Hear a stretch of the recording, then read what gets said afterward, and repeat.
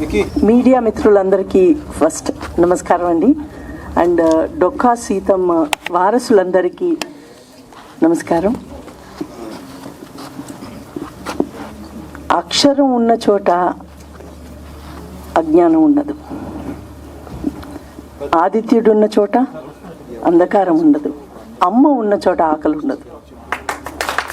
So ఈ డొక్కా సీతమ్మ అనే ఈ సినిమా ఆవిడ చరిత్ర జస్ట్ పాఠాల్లో మిగిలిపోకుండా, పుస్తకాల్లో మిగిలిపోకుండా సినిమా రూపంలో తెరకెక్కిస్తున్న మా దర్శకులు రవినారాయణకి అభినందనలు. అందులో అంత గొప్ప సినిమాలో పనిచేసే అవకాశం నాకు దక్కినందుకు చాలా అదృష్టంగా భావిస్తున్నాను.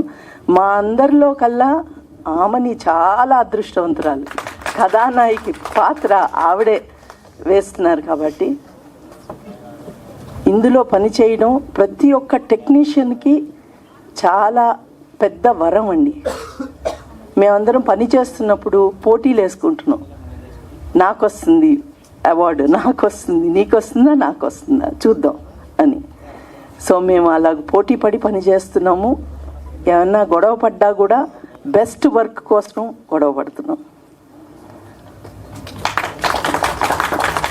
సో అదండి డొక్కా సీతమ్మ గురించి. ఇంకేం చెప్తాము, మొత్తం అయిపోయిన తర్వాత మీరు చూసి చెప్పండి. అదే అండి. Thank you.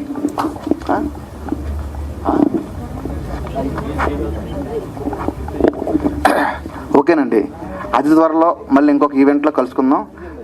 May are June or జూలైలో ఈ సినిమా రిలీజ్ ప్లాన్ చేస్తున్నాం.